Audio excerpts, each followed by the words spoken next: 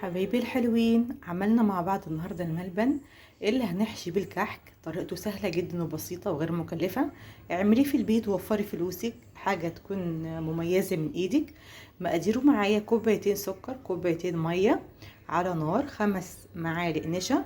هنقلب كلهم مع بعض ونضيف معاهم ربع معلقه صغيره ملح ليمون. تمام.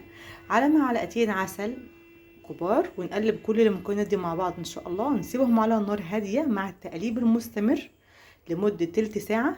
قبل ما نطفي النار هنضيف عليهم معلقه ماء ورد، ويكون بالشكل الجميل ده. اول الملبن لونه ما يبيض معانا هندهن علبه عندنا زيت ونبطنها بالنشا. نحط كميه نشا كده كتيره شويه، ونحط فيها الملبن بتاعنا ونسويه شويه كده بالمعلقه، ونرش عليه شويه نشا من فوق. نص ساعة أو ساعة بالكتير هيكون معانا بالشكل الجميل الرائع ده. اعملوه على ضمانتي، مش هتخسروا، ما شاء الله جميل جدا.